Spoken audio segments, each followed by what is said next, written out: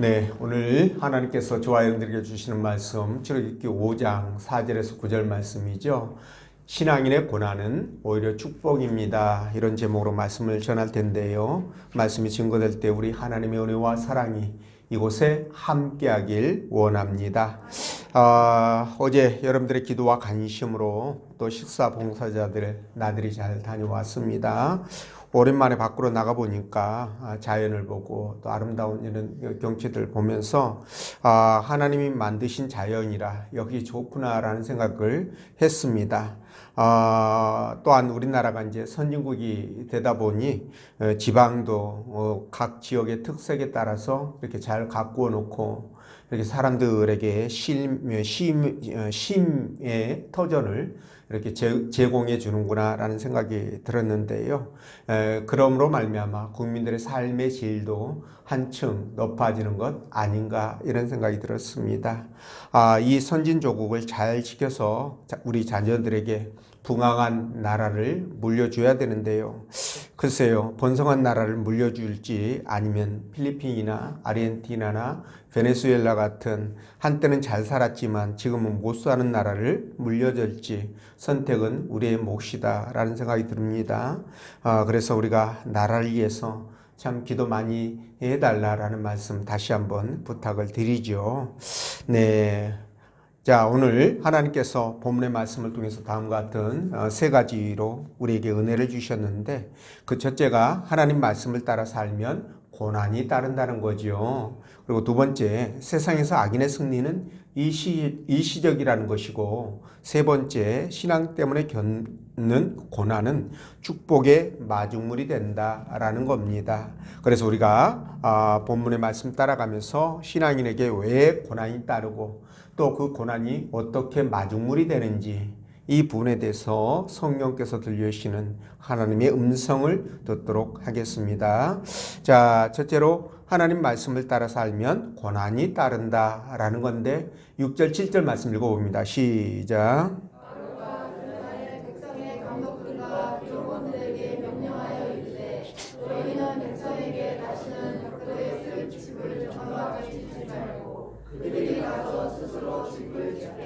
아멘. 자, 모세와 아론이 모세에게 가서 이스라엘 백성들을 광야로 내보내줄 것을 요구하죠. 자, 바로는 그렇게 했을 때 이스라엘이 애굽에 조직적으로 대항할 것을 우려했고요.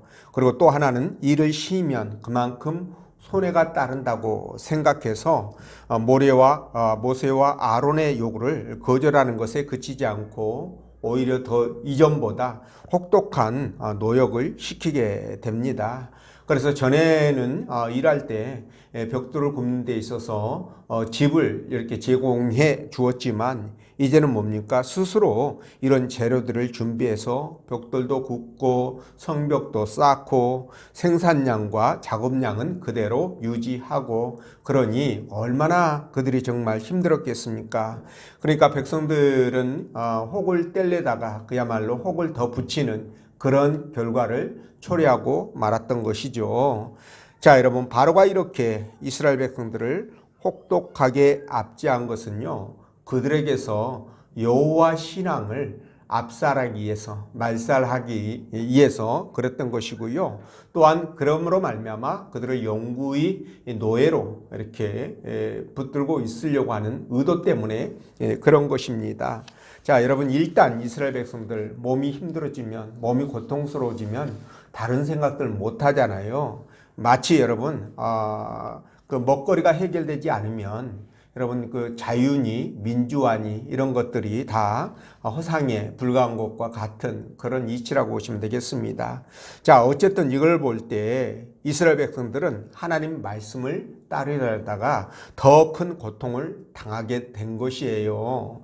자, 가슴 아픈 일입니다. 하나님 말씀에 순종하면서 믿음으로 살려고 하면 여러분 오히려 그것이 더 불이익을 당하게 되거나 더 안 되거나 나빠지는 경우 이런 경우가 있지 않습니까? 지금 그와 똑같은 부분을 이스라엘 백성들이 경험하고 있는 겁니다. 우리도 지금 뭐 그런 것들 많이 경험하죠.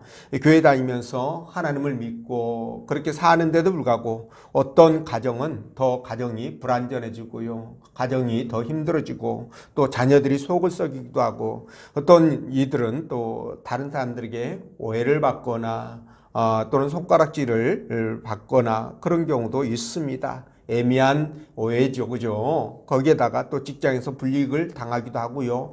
또 신앙생활을 열심히 잘하고 충성하는데도 불구하고 건강이 나빠져서 정말 많이 힘들어지는 그런 상황들도 있습니다. 자, 그러다 보니까 정말 참 뭐랄까요, 교회 다니고 신앙을 갖게 되면 예수를 믿으면 복을 받고 잘 산다라는 기존 어떤 생각과는 배치되는 것이라서 많이 그것이 힘든 그런 그 상황을 초래하기도 합니다. 또 비슷한 맥락에서 처음 교회를 나가기 시작하면 여러분 지인들에게 그 연락이 안 오던 지인들에게 연락이 와서 교회를 빠져야 되는, 주의를 지키지 못해야 되는 그런 상황이 벌어지거나 또는 직장에 일이 생기거나 몸이 아프거나 기타 교회를 갈 수 없는 어떤 사정들이 피치 못할 사정들이 생겨가지고요. 한두 번 빠지다 보면 어떻게 될까요? 결국은 못 나가게 되는 이런 유혹과 또는 핍박이 있다라는 거죠. 이것들이 비단 이스라엘 백성들에게만 해당되는 것이 아니라 오늘날 저와 여러분들에게도 동일하게 해당된다는 사실입니다. 자, 그렇다면 여러분, 하나님 나라 백성들이 하나님 말씀을 따라 믿음으로 살려고 하면 모든 것이 잘 되고 형통하고 잘 나가고 잘 풀리고 하는 것이 아니라 그 반대 현상이 나타나는 그런 경우들이 있는데 왜 그런 일들이 생기는가, 이런 부분에 대해서 우리가 생각을 해보지 않을 수가 없습니다. 그렇죠. 자, 그것은 말이죠. 애굽의 바로 왕이 자기에게 종노릇하던 이스라엘 백성들이 자기 손아귀에서 벗어나 가지고 자유롭게 되는 것에 대해서 결코 원치 않죠. 어떤 일이 있어도 그걸 원하지 않습니다. 그와 마찬가지로 사단도 말이죠. 이 땅에서 사람들이 자신의 손아귀에서 벗어나 가지고 하나님께 돌아가는 것을, 그래서 구원받는 것을 원치 않기 때문에 그런 일들이 생기는 겁니다. 그래서 사단은 이런 것들을 어떻게든지 막아보려고 사람들이 교회에 나가는 것들을 나가지 못하도록 막아보려고 성도들을 유혹하고 핍박하고 그러는 것이죠. 왜 안 그러겠습니까? 만약 여러분들에게도 모르는 사람이 와서 내 소중한 사람을 자기 사람이라고 해서 데려간다고 한다면 여러분들도 그거 용납할 사람들은 아마 없을 것입니다. 그죠? 그러니까 마귀도 똑같이 지금까지 자기 종으로 수족처럼 부리던 이 사람들이 말이죠. 어느 날 갑자기 제정신이 돌아와가지고 나 이제 당신이 싫어. 나는 하나님이 좋아. 하나님 앞에 돌아갈 거야. 이렇게 하면 마귀 어떻게 될까요? 마귀가? 애들 말로 빡치죠. 그런 일들이 벌어지게 되는 겁니다. 그래서 특히 새신자에게는 교회를 나가지 못하도록 더욱 유혹과 핍박을 가하는 경우들 굉장히 많습니다. 그래서 사도 바울도 말이죠. 복음을 전할 때 어떻게 했습니까? 사단이 가만히 있었습니까? 아니죠. 유대인들을 동원해 가지고 말이죠. 조직적으로 복음을 전하는 것을 방해하게 되고요. 또 그렇게 해서 또 겨우 교회가 세워져서 그곳에 모여 신앙생활을 하는 사람들을 또 그 사람들이, 주변에 있는 사람들이 질시와 미움을 주잖아요. 그래서 그들이 얼마나 큰 어려움 가운데 신앙생활을 했는지 모릅니다. 그것을 하나님의 은혜로 성령 충만함으로 극복했으니까 망정이지, 신앙이 웬만큼 했으면 아마 견디지 못했을 것으로 저는 판단을 합니다. 자, 이렇게 마귀는 하나님께 돌아가는 자를 놓치지 않으려고 이전보다 더 강한 유혹과 핍박으로 다가오기 때문에, 그래서 말이죠. 굉장히 우리가 경계를 해야 될 부분이에요. 여러분, 우리 예수님도 공생애를 시작하잖아요. 세례를 받고 나서 공생애 첫 시작에서부터 사단 마귀가 예수님을 찾아와가지고 얼마나 유혹을 했습니까? 아주 강도 높은 유혹을 하는 것을 여러분들 알고 있지 않습니까? 그렇죠? 그래서 새 신자라든가 기존의 교회를 다니는 기존 신자들이나 전부 다 뭡니까? 이 사단의 유혹과 핍박을 피할 수가 없다라는 거예요. 그래서 회심하고 교회 다닌다는 것은요, 사실상 영적 전쟁의 최전방에 서 있다, 이렇게 보시면 될 것 같아요. 여러분 이해가 되시죠? 예, 그러니까 이런 영적인 메커니즘을 알면 사단의 유혹과 핍박을 미리 선제적으로 대응할 수 있기 때문에 이길 수 있는 길이 열리게 되는 겁니다. 그런데 여러분, 나는 신앙생활 10년하고 20년 해도 난 그런 핍박 전혀 없어. 그냥 세상 사람들하고도 사이도 좋고 안 믿는 사람하고도 잘 지내면서 잘 먹고 잘 놀고 잘 살고 있어. 그러면 어떻게 될까요? 이분이 진짜 신앙인인지 한번 진단을 해볼 필요가 있겠죠. 그렇죠? 예, 그렇습니다. 그래서 어쨌든 정말 말씀을 붙들고 믿음으로 살아가려고 하면 반드시 핍박은 따르게 됩니다. 예, 이 부분을 우리가 꼭 기억해야 되죠. 그래서 말이죠, 이렇게 유혹이 오거나 또는 핍박이 오거나 그럴 때 여러분들이 절대 넘어가거나 또는 좌절해서는 안 된다는 거예요. 예, 여러분들도 충분히 공감하지 않습니까? 그렇죠? 왜 그렇게 해야 되느냐? 왜 넘어가서는 안 되고 좌절해서는 안 되느냐라는 것은 바로 하나님은요, 바로의 권세를 꺾고 이스라엘 백성들을 구원하셨던 것처럼 당신의 백성들을 유혹하고 핍박하는 마귀를 꺾고요, 마침내 저와 여러분들을 완전하게 구원하실 것이기 때문에 그렇다는 겁니다. 이해가 되시죠? 아멘입니다, 여러분. 그래서 로마서 8장 35절에서 이렇게 말씀하죠. 누가 우리를 그리스도의 사랑에서 끊으리요? 환난이냐 공고나 박해나 기근이나 적신이냐 위험이나 칼이랴. 그러니까 이 세상에 있는 그 어떤 것도 저와 여러분들과 그리스도와의 관계를 끊을 수 없다는 거예요. 그러니까 그 관계는 너무너무 견고하게 이렇게 유지가 된다, 이 말씀입니다. 그럼 이런 말씀을 보면 패하는 쪽은 어디입니까? 우리가 아니라 원수마귀죠. 그렇죠? 사단이 패하는 쪽이에요. 그래서 마귀의 핍박은 잠깐입니다, 여러분. 마귀의 핍박은 잠깐이에요. 최후 승리는 반드시 우리의 것이 될 것이다. 바로 요한복음 16장 33절에서 말씀하고 있습니다. 또 마태복음 10장 22절에서 뭐라고 말씀하십니까? 또 너희가 내 이름으로 말미암아 모든 사람에게 미움을 받을 것이나 끝까지 견디는 자는 뭘 얻는다? 구원을 얻을 것이다. 여기도서 핍박을 받는다, 미움을 받는다, 고난을 받는다, 이런 말씀들이 성경에 도배가 되어 있어요. 그렇기 때문에 예수를 믿는다라는 것은 이런 고난과 핍박도 함께 겸하여 받는다라는 뜻이 되기 때문에 이런 것들이 우리를 찾아올 때 여러분들은 그러려니 하고 그것을 그냥 이기고 나가시면 된다라는 겁니다. 절대 여러분 머리띠 싸매고 머리띠 조여매고 방에 이불 덮고 누워있으면 안 된다는 얘기를 드리는 거예요. 예, 그렇게 할 것 같으면 교회로 나오십시오. 네, 그래서 마귀는 결국은 우리 못 이기기 때문에 우리는 충분히 극복할 수 있습니다. 그래서 여러분들이 끝까지 그 유혹과 핍박을 견디어서 구원을 이루시는 여러분 되시길 바라고요. 자, 두 번째, 세상에서 악인의 승리는 일시적이라는 거예요. 자, 8절 말씀입니다. 읽어봅니다. 시작.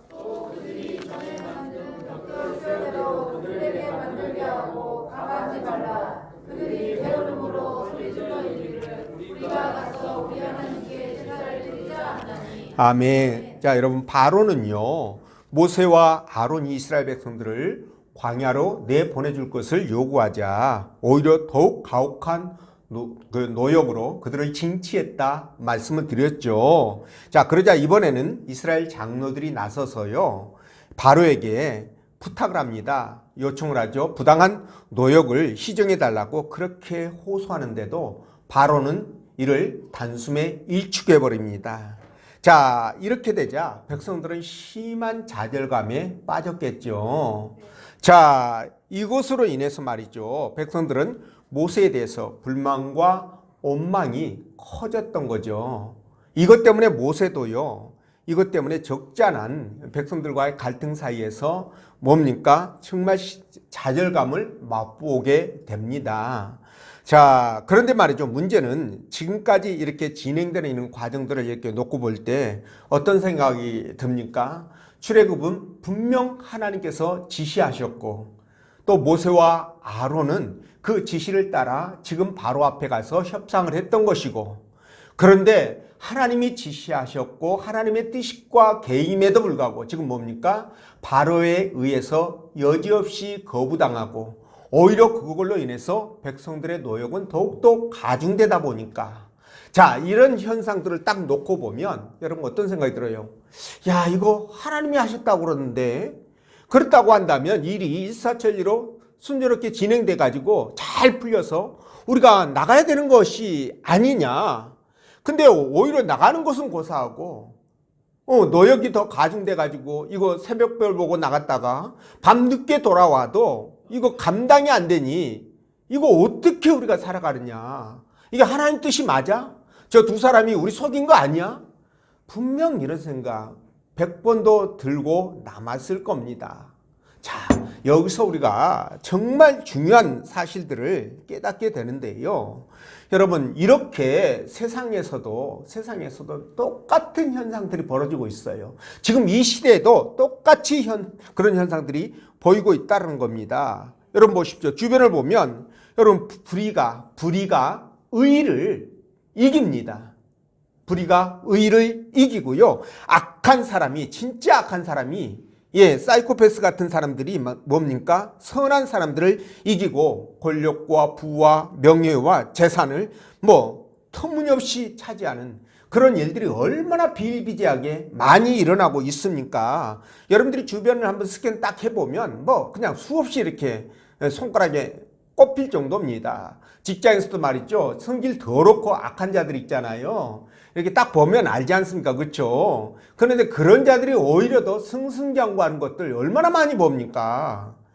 그러니까 오너들도 나쁜 거죠. 그런 자들 보면 리더십 있다고 생각하면서 오히려 더 많은 책임을 주고 권한을 주고 그러잖아요. 그죠?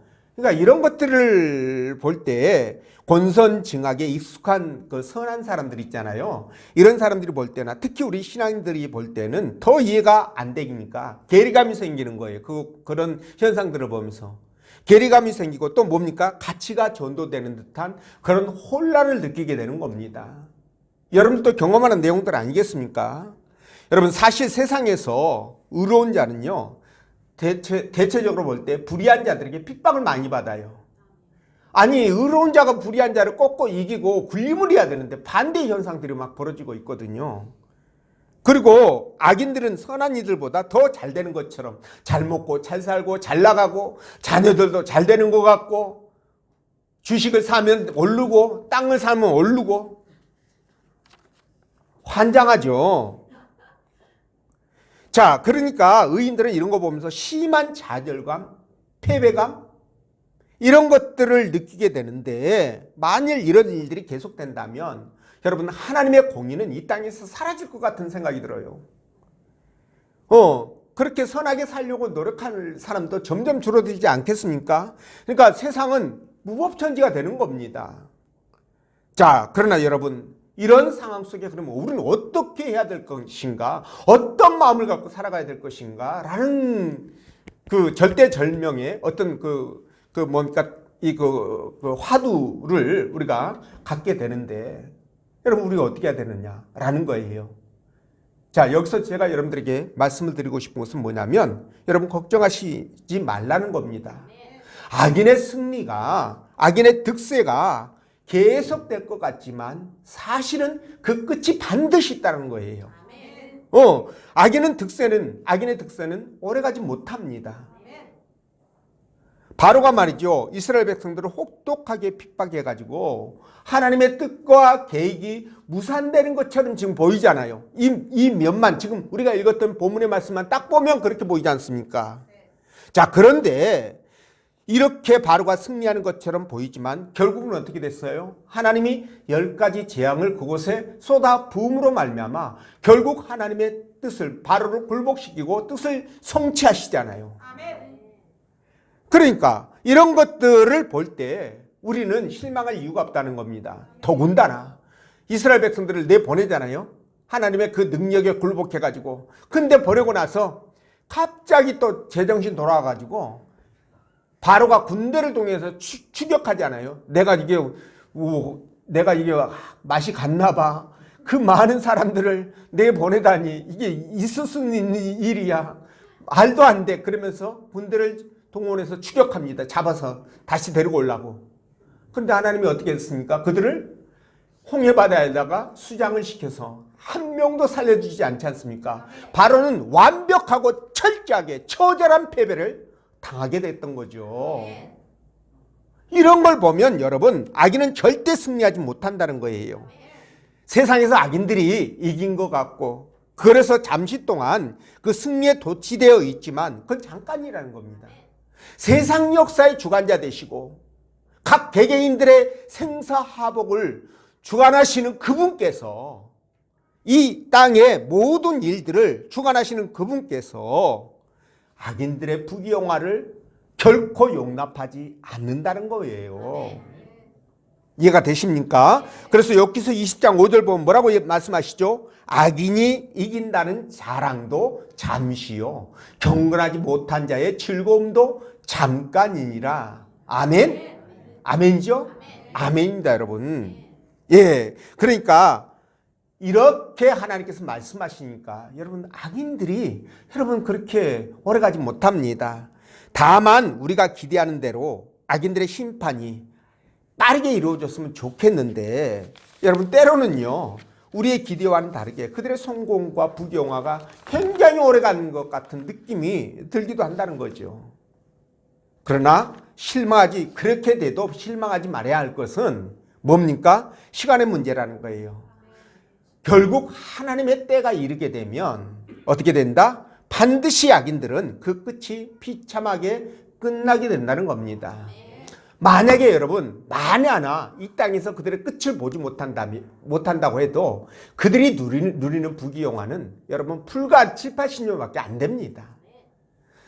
예, 그렇기 때문에 그들 뒤끝은 어떻게 됩니까? 영원히 죽지 않는, 불이 꼬실라져도 죽지 않는 고통만 느끼는 그 불못에서 영원토록 그들이 그 고통 당하면서 살아가는 그 모습을 한번 상상을 한번 해보십시오, 여러분. 상상이 안 되면 어떻게 하라고요? 가스레인지 키라고 그랬죠. 거기다 손 올려놓고 얼마만 기다려라? 3초만 기다려라.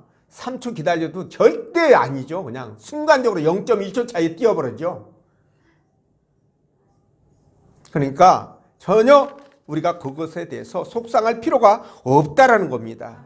그래서 세상에서 악인들이 득세하고 여러분들이 고난을 당해도 좌절하지 마시고 무력감에 빠지지 마시라는 겁니다. 다시 말씀드리지만 악인의 승리는 잠깐이다. 그리고 여러분들의 승리는 영원하다는 거예요. 비교가 됩니까? 안 되죠. 안 되죠. 그런 저와 여러분들이 해야 될 것은 뭐냐? 인내와 소망을 가지시라는 거예요. 인내 이거 잃어버리면 못 견딥니다, 여러분. 중간에 폭발해야 돼요. 인내가 없으면. 그러니까 인내를 가지셔야 되고, 인내를 갖고 견디기 위해서는 소망이 필요하다는 거죠. 우리가 돌아가야 될 영원한 본향을 바라보면 우리가 견디지 못할 고난은 없고요, 이기지 못할 것이 없다라는 겁니다. 이해가 되시죠? 그래서 우리는 그런 삶을 살 때 우리 주님께서 정말 고생했다, 잘했다, 수고했다, 애썼다 그러면서 생명의 면류관, 승리의 멸관을 씌워주실 것입니다. 영광의 멸관이 우리를 기다리고 있는 거예요. 그러니까 여러분들은 그런 복을 기대하면서 소망하면서 꼭 이기고 나가시기를 부탁을 드리고요. 자, 세 번째, 신앙 때문에 겪는 고난은 축복의 마중물이라는 겁니다. 자, 우리 9절 말씀 읽어봅니다. 시작.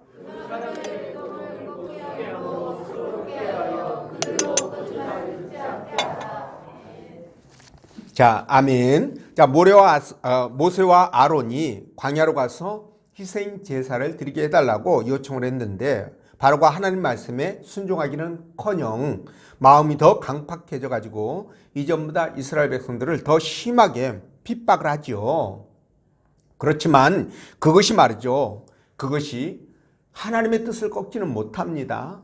오히려 하나님이 바로의 그런 의지를 꺾어버리잖아요. 그래서 3일 동안의 예배가 아니라 영원히 애굽에서 해방시키는 그래서 악인들에게는 일시적인 승리를 누리고 기쁨에 취해 있지만 악인들이 취해 있지만 그러나 말이죠. 그것들이 잠시 잠깐이고 그 핍박인 우리에게 더 좋은 결과를 가져오는 마중물이 될 수 있다는 것을 여러분들에게 말씀을 드립니다.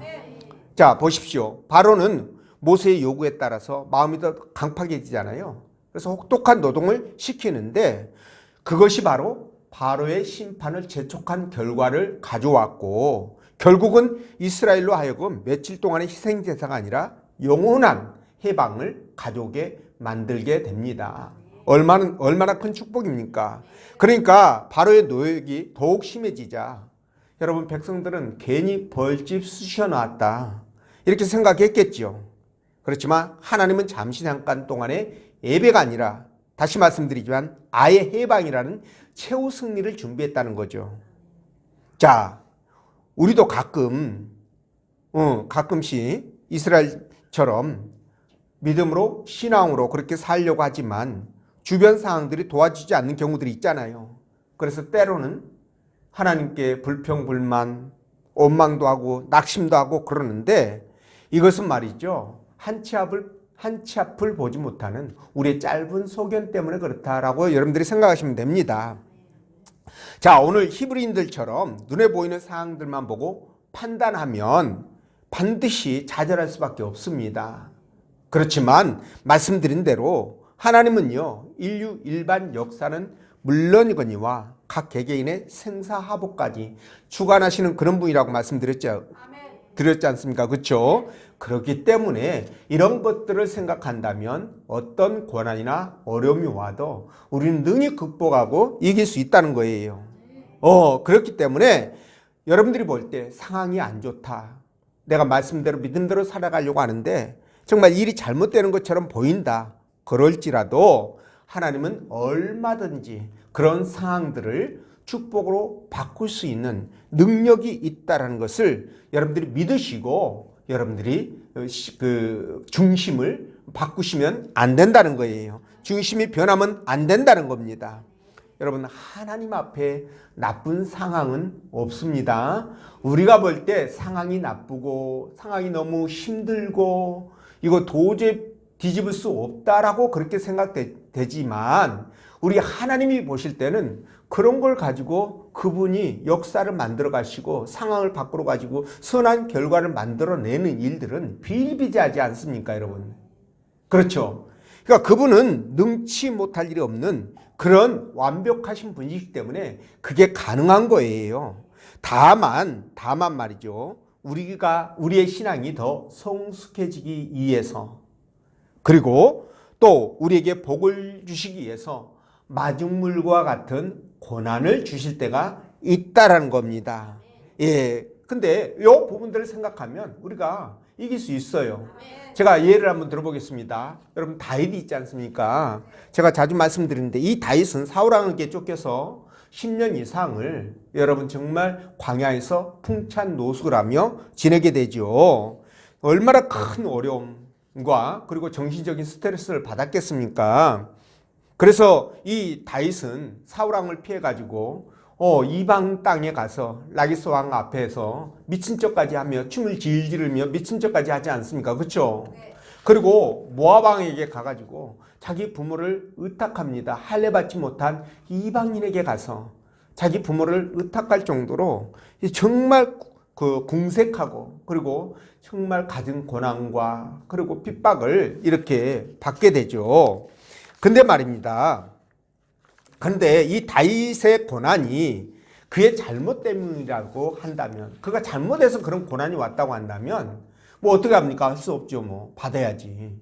근데 다윗은 그게 아니잖아요. 자기 잘못이 아니지 않습니까? 오히려 그는요, 사울왕과 그리고 이스라엘을 블레셋의 손에서 구해낸 그런 사람이었었어요. 거기다가 사울왕이 여러분 악신이 들려서 고통을 당할 때, 겪을 때 그 사울왕에 들려있는 악신을 쫓아내준 사람입니다. 그러니까 그는 좋은 일, 선한 일만 했다는 거죠. 그러면 여러분 상을 줘도 모자랄 판이잖아요. 근데도 불구하고 이렇게 사울왕이 다윗을 죽이기 위해서 안간힘을 썼는데 그 이유는 뭡니까? 백성들이 다윗을 칭송했다라는 그 이유 하나예요. 이 시기심과 질투심 때문에 그렇게 했는데 오랜 세월 다윗을 추격했는데요. 다윗 입장에서는 정말 억울한 일입니다. 그런데 말이죠. 이런 상황 속에서 뭐 저와 여러분들 같으면 아마 하나님을 원망하고, 왜냐하면 내가 좋은 일 했잖아요. 나라에 공을 세우고 좋은 일을 했는데 이런 일이 생겼으니까 하나님 어떻게 그럴 수가 있습니까? 내가 하나님 앞에 죄를 지었으니까 잘못을 했습니까? 아니 내가 한 거라고는 착하고 선하게 하나님 말씀대로 살아가려고 하는 것밖에 없는데 왜 이렇게 나한테 고난과 아픔을 주십니까? 라고 얼마든지 불평불만하면서 따질 수 있는 부분이 있어요. 그리고 사울왕에 대해서도 내가 저 인간을 내가 가만두나 보자, 내가 기회만 되면 완전히 아작을 내버릴 거야 막. 이러면서 충분히 그럴 수 있잖아요. 맞아요. 아 그래요. 네, 솔직히 좋습니다. 예, 그런데 다윗은 어떻게 됐습니까? 이 사울왕을 죽일 수 있는 두 번의 기회, 결정적인 기회가 찾아왔을 때에도 그를 죽이지 않았습니다. 아멘. 왜 그렇습니까? 하나님의 기름 부음을 받은 종이라는 이유 때문이에요. 아멘. 하나님을 의식하면서 하나님 때문에 살려준 겁니다. 아멘. 자, 여러분. 그런데 말이죠. 이렇게 다윗이 정말 도망다닐 때, 오랜 세월 도망다닐 때 주변에 있는 사람들은 어떤 생각을 했을까요? 아, 다윗 저거 끝났어. 제가 어떻게 다시 회복할 수 있겠어? 끝났어. 야, 우리 보따리 싸고, 야, 고무신 거꾸로 신자. 충분히 그러고도 남았을 겁니다. 그죠? 네. 그런데 말이죠. 그렇게 판단한 사람들은 하나님이 다윗 뒤에서 살아계서 역사하시는 것을 보지 못했기 때문이에요. 그러니까 그들은 눈에 보이는 현실만을 보고 판단하는 겁니다. 근데 여러분, 우리가 정말 주의해야 될 것은 어떤 상황들이 벌어지잖아요. 나를 중심으로 수많은 일들이 벌어집니다. 그게 문제가 될 수 있고 작은 문제든 큰 문제든 여러 가지 그런 복합적인 문제들이 될 수가 있는데, 그때 여러분들이 어떤 생각을 해야 되느냐? 그 문제만을 보고 그 벌어지는 상황들만 보고 판단하고 행동하면 실수하는 거예요. 뭘 봐야 되느냐? 그 문제 이면에 계시는 하나님을 보셔야 된다는 겁니다. 왜 이 문제가 나한테 생겼을까? 하나님은 이 문제를 통해서 내가 어떻게 하기를 원하실까? 이런 부분들을 생각한다면 여러분들은 반드시 승리하게 됩니다. 반드시 그 문제를 극복하고 여러분들이 원하는 선한 방향으로 문제가 해결된다는 거예요. 이해가 되십니까? 예, 그렇습니다. 그래서 여러분 바로 이때부터 하나님은 본격적으로 다윗을 돕기 시작했고요. 그를 이스라엘 역사상 가장 위대한 왕으로 세우시게 된다는 거예요. 이해가 되시죠? 얼마나 감사합니까? 그래서 말이죠. 성경에서는 이렇게 악인들에게 일시적으로 고난을 당했던 이 의인들이 말이죠. 하나님의 뜻을 이루고 또 그 고난이 축복의 마중물로 바뀌는 그런 경험들을 한 그런 그 이인들이 수없이 많이 등장을 하죠. 여러분 그 대표적인 사람이 누굴까요? 바로 요셉을 여러분들에게 예로 들을 수 있을 것 같습니다. 여러분들이 생각해도 뭐 손가락이면 수없이 옆사람 뒷사람 이렇게 손가락 동원해도 채우지 못할 만큼 그렇게 많은 사람들이 떠오를 거예요. 요셉 같은 경우는 어떻습니까? 형제들의 시기로 애굽의 노예로 이렇게 팔려갔잖아요. 근데 하나님의 도우심으로 결국 뭡니까? 그 고난을 이기고 애굽의 총리가 되는 그런 축복의 마중물, 그러니까 고난이 마중물이 되는 그런 역사를 경험하게 된다는 거죠. 자, 그리고 우리 주님도 말이죠. 유대인들의 시기와 그 미움 때문에 결국 십자가에 못 박혀 돌아가셨지만 어떻게 됐습니까?